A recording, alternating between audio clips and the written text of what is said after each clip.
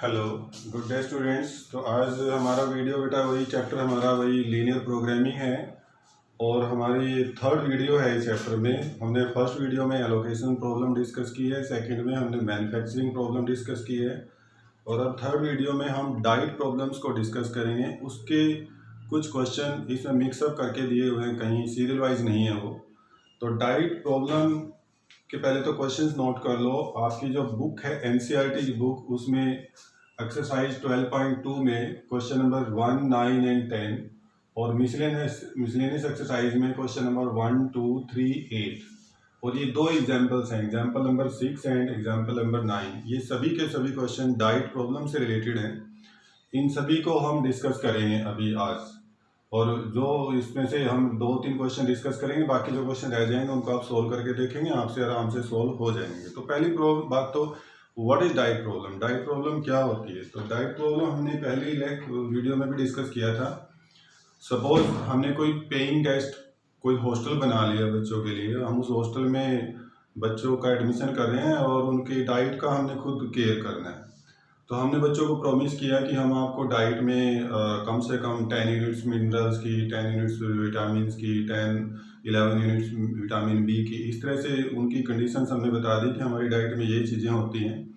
तो जब आपके हॉस्टल में बच्चे आ जाते हैं तो आप ये सोचते हो कि जो हमने इन बच्चों के साथ कमिटमेंट किया है, इनको मिनरल्स का, विटामिन का, इनकी डाइट में जितनी जितनी क्वांटिटी होनी चाहिए कम से कम वो क्वांटिटी हो। लेकिन ये भी ध्यान रखें कि वो क्वांटिटी हम कम से कम कॉस्ट में इनको दे सकें, क्योंकि पैसे तो आपके खर्च होने हैं। तो आप ये हमेशा सोचेंगे कि जब आपकी जेब से खर्च हो रहा है तो वो कम से कम हो। तो मिनिमम कॉस्ट में आप वो उनको मिनिमम न्यूट्रिएंट्स, विटामिन कैसे प्रोवाइड कर सकते हैं। तो हम इसमें ये सारा कुछ सर्वे करके चेक करते हैं कि how we can schedule diet of a child और hosteller in such a way कि मिनिमम कॉस्ट में हम उनको मिनिमम न्यूट्रिएंट्स और जो भी विटामिन हमने उनसे कमिटमेंट किया हुआ है वो हम उनको दे सकें। तो मिनिमम कॉस्ट में चेक करना है आपके बारे में, और जो हमें मिनिमम कमिटमेंट किया हुआ है वो हम उनको कम से कम देते रहें। तो ऐसे सारे के सारे क्वेश्चन एक ही टाइप के हैं, एक क्वेश्चन अगर समझ में आएगा तो सब हो जाएंगे। तो let's start with second question of 12.2 exercise. हमने जैसे देखा यहाँ पे क्वेश्चन नंबर 1, 9 एंड 10 है और दूसरा मिसलेनियस एक्सरसाइज का question number 1, 2, 3, 8, example number 6 and 9। इनमें से आप कोई भी कर लें, सारे के सारे एक क्वेश्चन में एक जैसे क्वेश्चन है। तो हम 12.2 एक्सरसाइज का क्वेश्चन नंबर 1 से शुरू करते हैं। तो पहले हम क्वेश्चन नंबर 1 को यहाँ डिस्कस कर रहे हैं। This is question number 1।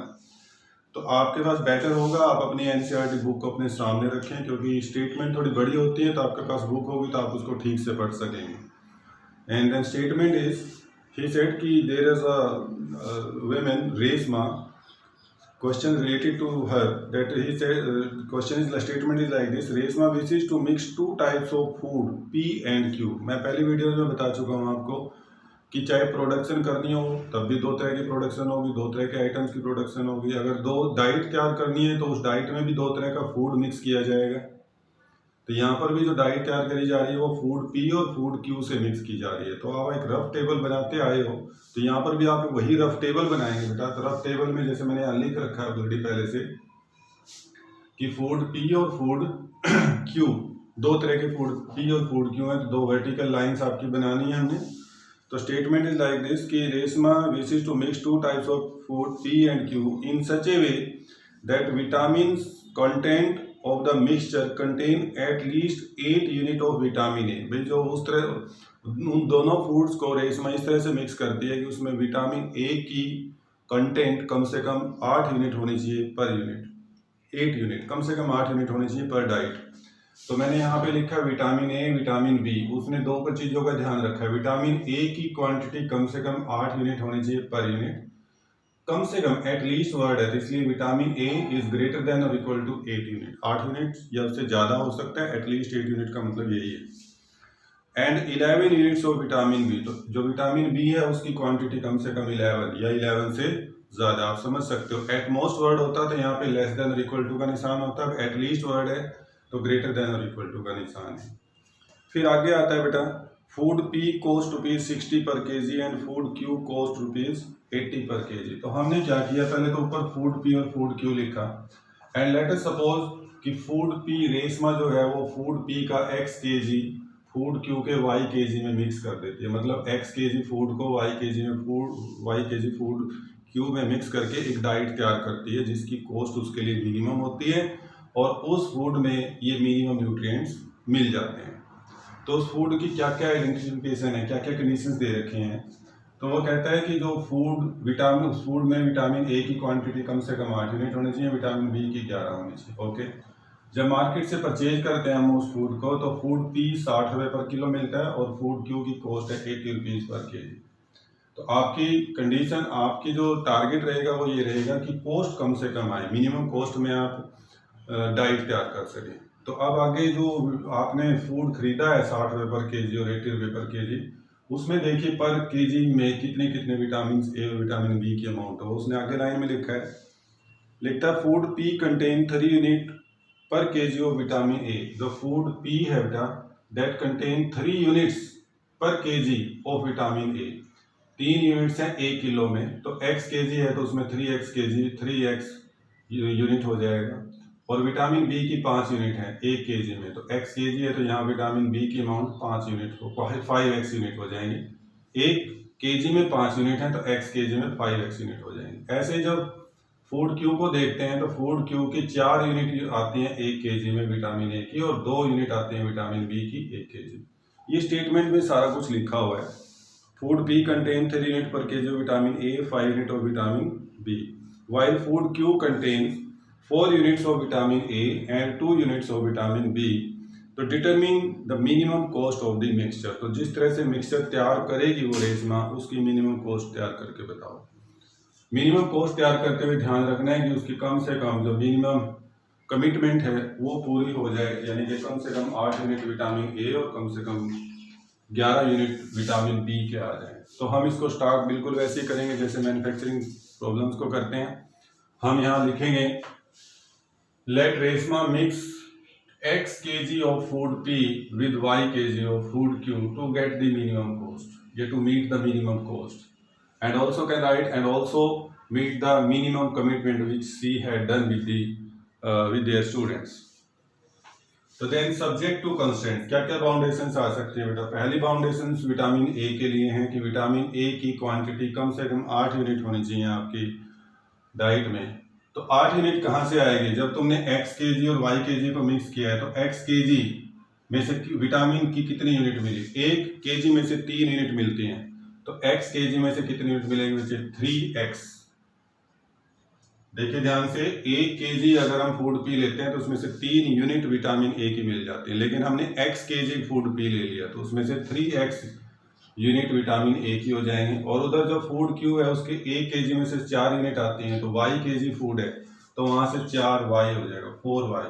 This is total units of vitamin ए। ये टोटल विटामिन ए की यूनिट्स हैं और विटामिन ए की यूनिट्स कम से कम 8 यूनिट होनी चाहिए। तो it means this units must be greater than और equal to 8। This is equation number 1। इसको लिस्ट फॉर्म में अगर ये नहीं है तो कर लेंगे, बट यहाँ तो ये लिस्ट फॉर्म में है क्योंकि आगे कैंसिल नहीं हो रहा। Okay, similarly for B, vitamin B, and that is 5x plus 2y, this is greater than equal to 11। This is our second. और फिर से बेटा ऐसा भी कर सकता है कि वो फूड पी और फूड क्यू को मिक्स ना करे, मतलब सारा फूड क्यू से ही डाइट बना दे या फूड पी से ही डाइट बना दे। अगर पूरी डाइट फूड पी से बना देते हैं तो इसका मतलब जो फूड क्यू उसने खरीदा ही नहीं, इसका मतलब y की वैल्यू 0 हो जाएगी, क्योंकि x और y these are the units in KG, x KG. तो किलोग्राम क्वांटिटी कभी नेगेटिव नहीं हो सकती, that is always greater than और इक्वल टू 0। तो पिछले क्वेश्चंस की तरह यहाँ पर भी x greater than equal to 0 and y greater than equal to 0, ये तुम्हें खुद अपने आप लगाना होता है, नमक मिर्च की तरह हर क्वेश्चन में लिखा है। Now what is your target, now target is to minimum cost of the diet.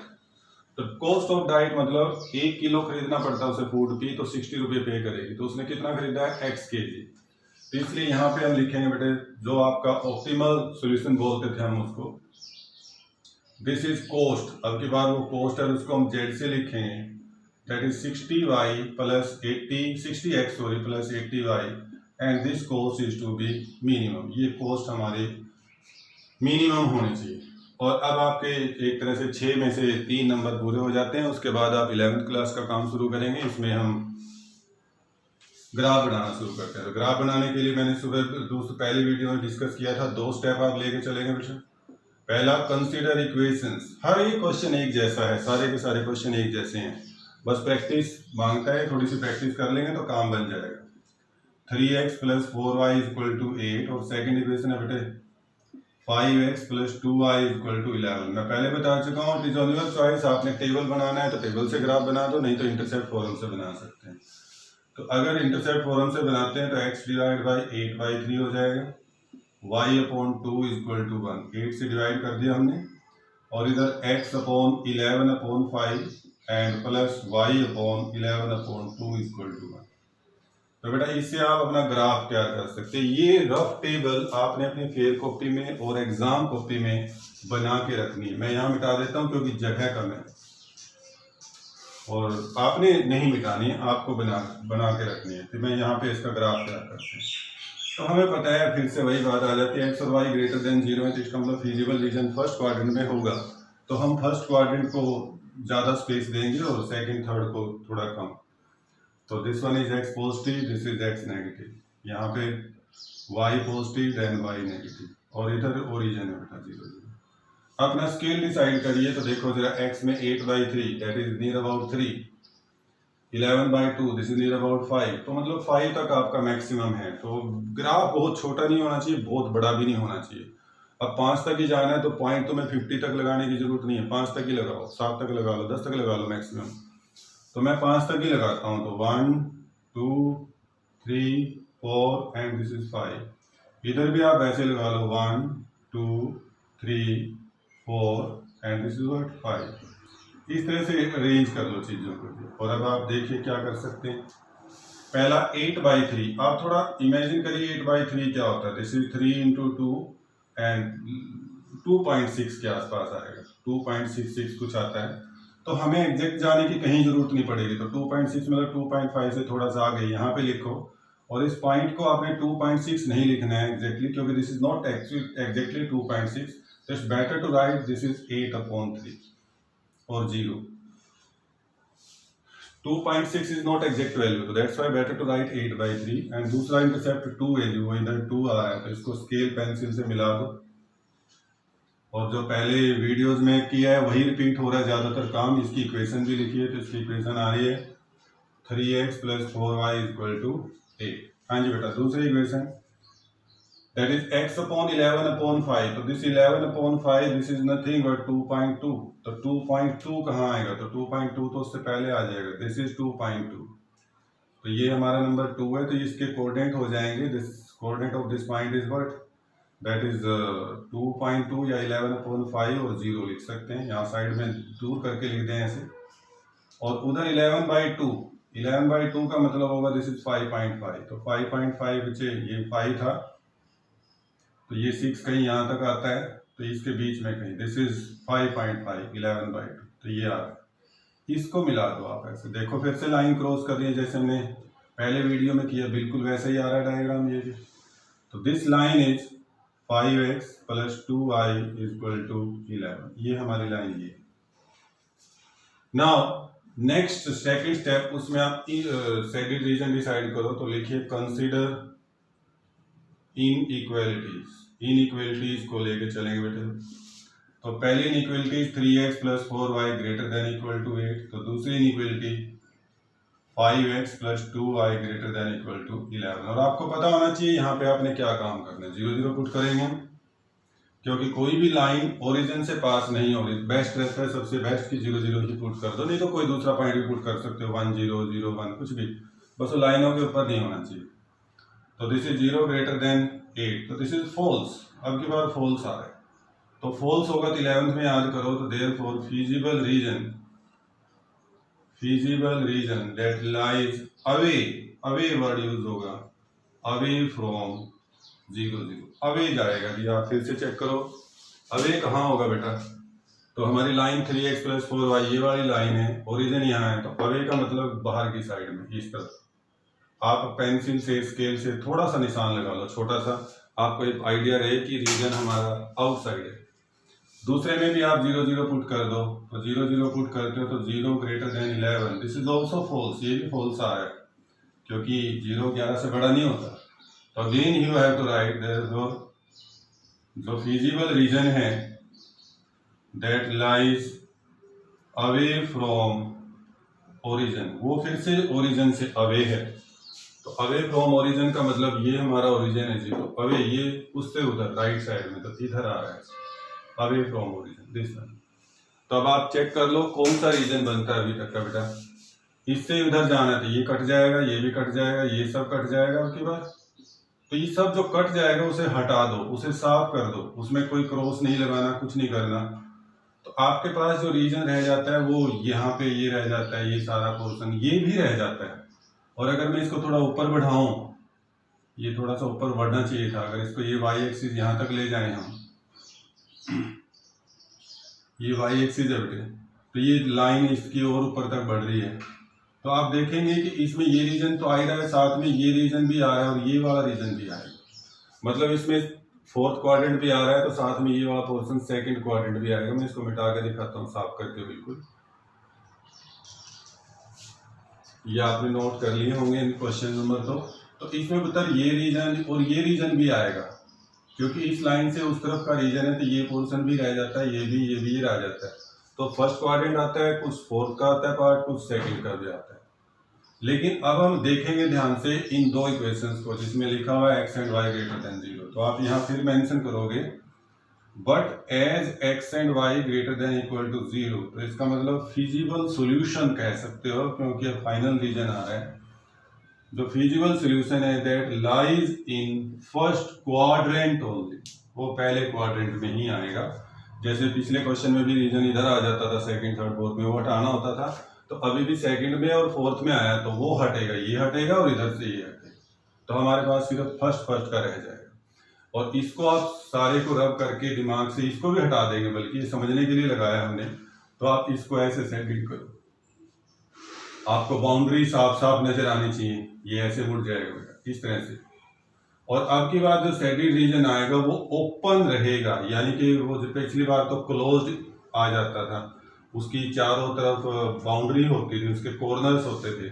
लेकिन अब की बार देखो इस सेटेड रीजन का एक कॉर्नर तो ये आ रहा है, let we call this point A, coordinate 8/30। दूसरा ये आ रहा है, इसके कोऑर्डिनेट हम अभी निकाल लेंगे दोनों को सोल्व करके। तीसरा ये आ रहा है, दिस इज 0 और 11/2। तो तीन कॉर्नर आ रहे हैं ए, बी और सी।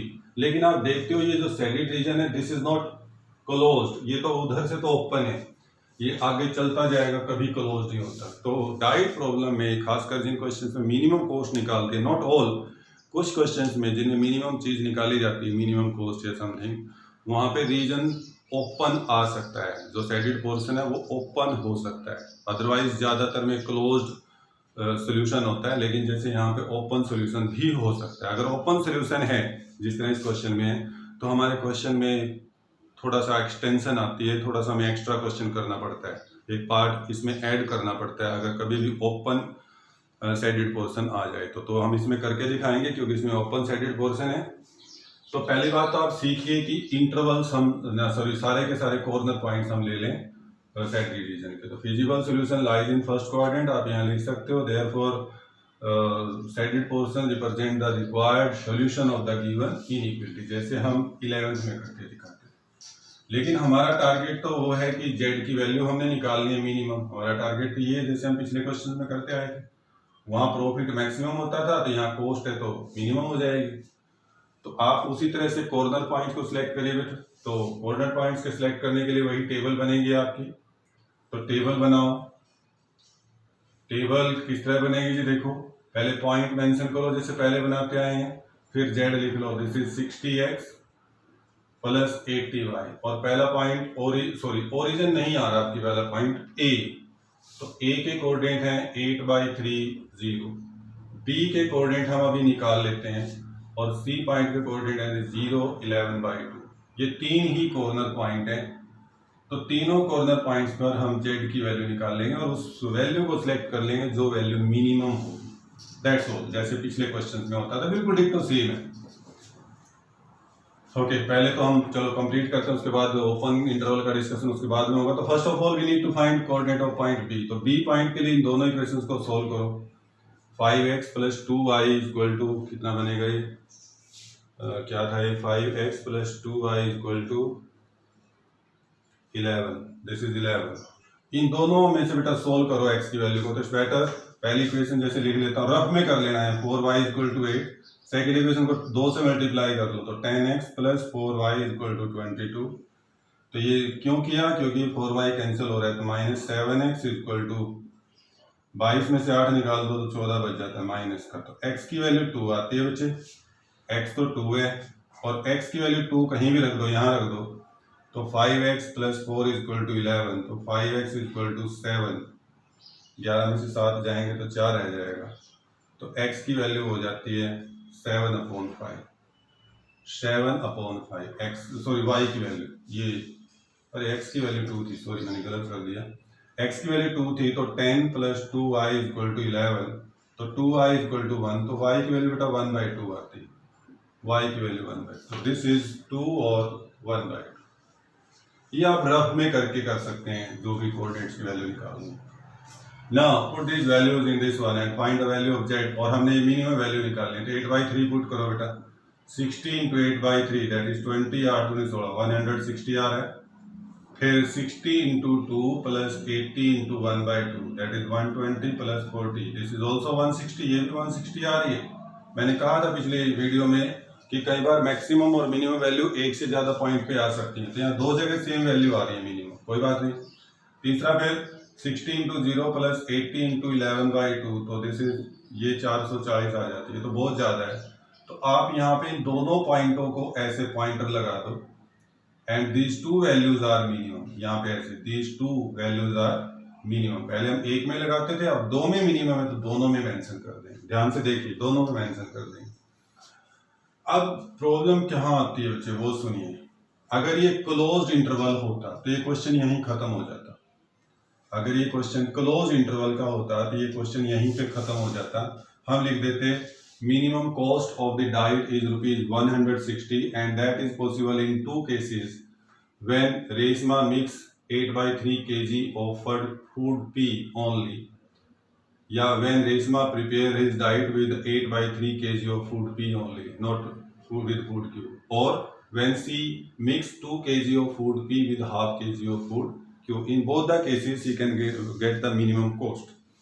लेकिन यहाँ एक प्रॉब्लम आती है कि अगर रीजन क्लोज होता तो हमें आंसर यही लिखना था और हमारा क्वेश्चन खत्म हो जाता। बट अगर रीजन ओपन है, जैसे कि यहाँ पे फिजिबल सोल्यूशन ओपन आ रहा है, तो ओपन के केस में वी आर नॉट श्योर ये इसका कॉर्नर पॉइंट 1 2 3, तो ये जो आगे अनबाउंडेड रीजन आ गया, we are not sure what is that. उसके बारे में थोड़ा कंफ्यूजन है, क्या पता कहीं पे मिनिमम वैल्यू और कहीं आती हो, क्योंकि कोई कॉर्नर पॉइंट नजर नहीं आ रहा। तो यहाँ हम थोड़ा डाउटफुल हो जाते हैं। तो वी आर नॉट श्योर कि मिनिमम वैल्यू 160 ही है या कोई और हो सकती है। तो जब भी रीजन अनबाउंडेड होगा we always in doubt about its minimum value. तो मतलब हम ये मान के चलेंगे कि इट इज डाउटफुल कि this value is minimum, means we still in doubt कि there is some other value which is less than 160 and that will be minimum. हम ऐसा सोच के चलेंगे कि कोई और वैल्यू हो सकती है जो 160 से भी कम आती हो, because of this unbounded region. अगर ये क्लोज होता तो फिर हमारे पास कोई क्वेश्चन नहीं था, लेकिन अगर ये अनबाउंडेड रीजन है तो फिर हमारे दिमाग में बात आएगा कि ऐसा पॉसिबल हो सकता है कि मिनिमम वैल्यू 160 रुपये से भी कम आ जाए। तो अब इस बात को क्लियर करने के लिए हमें एक टेस्ट करना पड़ेगा। वो टेस्ट क्या होता है, हम अज्यूम कर लेंगे कि late us suppose minimum value of Z is still less than 160। हम ये अपनी तरफ से अज्यूम कर लेते हैं कि मान लेते हैं जो कॉस्ट की मिनिमम वैल्यू है वो 160 से भी कम है, और फिर हम उस कॉस्ट को आगे जाके वेरीफाई करेंगे। अगर वो फिर हम देखते हैं कि क्या चीज़ आती है क्या नहीं आती। मैं आपको क्लियर बताता हूँ इंग्लिश में। तो यहाँ पे आप लिखेंगे बट हियर फीजिबल रीजन या फीजिबल सोल्यूशन इज अनबाउंडेड। ध्यान से सुनना भाई, अनबाउंडेड है। तो therefore it is doubtful for minimum value जितनी आ रही है उसके लिए हम डाउटफुल हैं। तो डाउटफुल का क्या किया जाए कि हम मान लेते हैं कि लेट अस सपोज जो z की वैल्यू 160 है वो सही नहीं है, वो उससे भी कोई और वैल्यू आती है। Let us suppose it is possible that z have some other value which is less than 160। भाई z की कोई और वैल्यू हमने मिनिमम देखनी थी ना, तो इनमें तो हमारी मिनिमम 160 आ रही है, लेकिन अभी भी हम डाउटफुल है कि पता नहीं 160 भी सही है या नहीं है, क्या पता इससे भी कम आती हो। तो उसके लिए हम अज्यूम कर लेते हैं कि लेट z की वैल्यू कोई 160 से भी कम आती है, एग्जैक्टली लेस देन। अब हम ये कंफर्म करेंगे कि z की वैल्यू 160 से कम हो सकती है या नहीं हो सकती है। तो पहले तो हमने अज्यूम कर लिया कि मान लेते हैं z की वैल्यू कोई और है कहीं किसी पॉइंट पर और वो वैल्यू 160 से कम है। तो z क्या है बच्चे? z is what? That is 60x plus 80y this is less than 160, less than not equal to. अब इसको आप लीस्ट फॉर्म में कर सकते हैं, तो एक जीरो तो कैंसिल हो रहा है, 2 पे और कैंसिल हो जाएगा। 3x plus 4y less than 8, ये हमारे पास एक इनइक्वलिटी बन जाती है, नई इनइक्वलिटी। लेकिन ये बाई चांस ये इस इक्वेशन के जैसे ही बन गई, नहीं तो ये बिल्कुल अलग भी बन सकती है। ये दिमाग में मत रखना कि ये ऐसी बनेगी, ये बिल्कुल अलग भी बन सकती है। कभी आप सोचें कि ये तो ऐसी रहेगी, ऐसा जरूरी नहीं है, ये बिल्कुल अलग कोई और चीज भी बन सकती थी।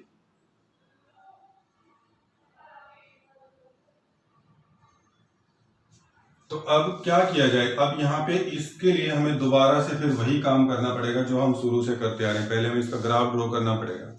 तो इसके लिए बेटा ग्राफ ड्रॉ करना है तो कंसीडर इक्वेशन, फिर से वही काम, बहुत ज्यादा काम नहीं है, थोड़ा सा ही है। इक्वल टू 8 लेके, अब तुम कहोगे यहाँ इक्वल का निशान नहीं है, लेकिन इक्वेशन हमने इक्वल टू लेके चलनी है। बट अब की बार जो इसका ग्राफ बनाएंगे वो डॉटेड लाइन से बनाएंगे। तुम्हें 11th में बताया था हमने कि अगर इक्वलिटी का निशान हो तो डार्क लाइन आती है, और अगर इक्वलिटी का निशान नहीं हो तो इस लाइन को डॉटेड बनाना है। डॉटेड बनाने का मतलब ये होता है कि वो लाइन डार्क है, मतलब उस लाइन में इक्वलिटी का निशान नहीं है। तो आप फिर से इसका इंटरसेप्ट फॉर्म में कन्वर्ट कर लो, 8/3 प्लस y/2 इक्वल टू 1। तो आप देख रहे होगे ये तो बिल्कुल यही लाइन बन रही है, 3x plus 4y equal to 8। तो ये जब लाइन हम ड्रॉ करेंगे डार्क, तो ये डार्क लाइन इसी के ऊपर आएगी। आप ऐसे ऐसे पेंसिल से इसको डार्क कर देंगे, ये बाई चांस इसी लाइन के ऊपर आ गई। अगर आप कोई और क्वेश्चन लेंगे तो हो सकता है ये अलग लाइन आए, कहीं यहाँ पे आ जाए, कहीं यहाँ पे आ जाए, कहीं यहाँ पे आ जाए। ये डॉटेड लाइन ड्रॉ करेंगे आप। क्यों डॉटेड लाइन ड्रॉ करेंगे? क्योंकि ये इक्वल का निशान नहीं है इसमें। और डॉटेड लाइन का आपको पता होगा कि जो पॉइंट इस लाइन के ऊपर है वो इसके सॉल्यूशन में नहीं होंगे, जो पॉइंट इस लाइन के ऊपर है वो इसके तो सॉल्यूशन में है, लेकिन इस इनइक्वलिटी के सॉल्यूशन में नहीं। फिर आप बेटे दूसरा स्टेप लो, नाउ कंसीडर इनइक्वलिटी। अब आप इनइक्वलिटी लो तो that is 3x plus 4y less than equal to 8, और इसमें कोई भी पॉइंट रखो जो इस लाइन के ऊपर ना हो, तो ओरिजिन ही रख देता हूं। तो 0 less than 8, this is true, ये ट्रू आ रहा है। 0 तो लेस देन होता है 8 से, ट्रू आ रहा है। तो ट्रू होने का मतलब होगा दिस मीन्स कि जो फीजिबल रीजन है, feasible reason that lies towards origin, जो पॉइंट आपने पुट किया है। तो अब की बार मेरी डॉटेड लाइन तो यहाँ है और ओरिजिन यहाँ है, तो इसका मतलब ओरिजिन की तरफ का रीजन, इधर का रीजन, और टच करते हुए ही लेके आऊंगा। तो बेटा आप जरूर थोड़ा ध्यान रखना बात का, यहां से जो A से B तक के बीच का तुम्हें रीजन दिख रहा होगा, A से B तक के बीच की जो लाइन है, उस लाइन के ऊपर जितने पॉइंट हैं वो इस सॉल्यूशन में है। इसमें नीचे वाले में नहीं है, क्योंकि नीचे वाले का रीजन के लिए तो अनबाउंड और डॉटेड लाइन है। डॉटेड लाइन का मतलब जो पॉइंट लाइन के ऊपर है वो हमारे सॉल्यूशन में नहीं आएंगे। तो इट मींस अब आपको चेक करके देखना है कि हमारी जो z की वैल्यू है वो करेक्ट है या नहीं है। हम यहाँ डाउटफुल हो गए थे, वी आर इन डाउटफुल, तो इस करके हमने माना कि z की कोई और वैल्यू आती होगी 160, तो वो आती है या नहीं आती है वो अब यहाँ से कंफर्म करना है। तुम चेक करोगे this is our feasible solution, ये हमारा फीजिबल सोल्यूशन है, एंड ये हमारा फिर अब रीजन आया है, जो इसका रीजन आया है हमारा फीजिबल रीजन इस लाइन के लिए, जो इनइक्वलिटी हमने बनाई है उसका रीजन आया। तो आप चेक करो बेटा फीजिबल सॉल्यूशन और इस फीजिबल रीजन में क्या कोई पॉइंट कॉमन है, क्या कुछ ऐसे पॉइंट हैं कुछ, या सिर्फ एक भी ऐसा पॉइंट है जो इन दोनों में कॉमन है।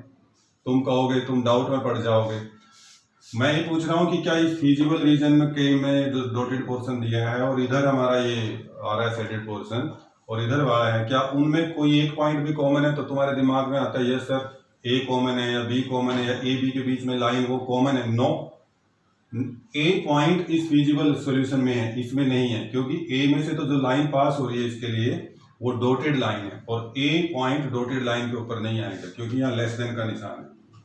बी पॉइंट भी ऐसे फिजिबल सॉल्यूशन में इसमें नहीं है। तो ए बी जो लाइन दिख रही है, ए बी का जो छोटा टुकड़ा है वो फिजिबल सॉल्यूशन का पार्ट है, फिजिबल रीजन का नहीं है। तो फिजिबल रीजन में तो इस लाइन को छोड़ के लाइन से जस्ट आगे वाले सारे पॉइंट हैं, लाइन के ऊपर जितने पॉइंट है वो फिजिबल रीजन में नहीं है। तो वी ऑब्जर्व कि there is no common point in feasible solution and feasible region. और अगर दोनों में कोई कॉमन पॉइंट ना हो तो then minimum value of Z is correct. और अगर दोनों में हमें एक भी कॉमन पॉइंट मिल जाए, एक भी कॉमन पॉइंट मिल जाए, तो in that case minimum value of Z is incorrect. तो बस हम लिख के छोड़ देंगे कि minimum value of Z correct है या इनकरेक्ट है। अगर इनकरेक्ट है तो हमें उसी की इनकरेक्ट वैल्यू की बाद में करेक्ट वैल्यू निकाल के नहीं दिखानी, बस हम वही क्वेश्चन को छोड़ देंगे। और अगर करेक्ट है तो फिर तो लिख ही देंगे हम। तो व्हाट वी ऑब्जर्व हियर, तो यहां से हम ऑब्जर्व करते हैं वी ऑब्जर्व, आप ऐसे लिखोगे वी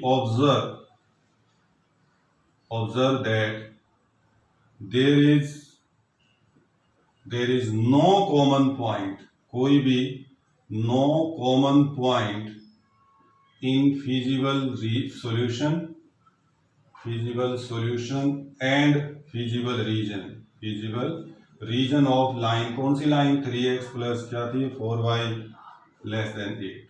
नो कॉमन पॉइंट, जब कोई कॉमन पॉइंट नहीं है it means minimum value of z that is 160 is correct. तो वो करेक्ट है बेटा।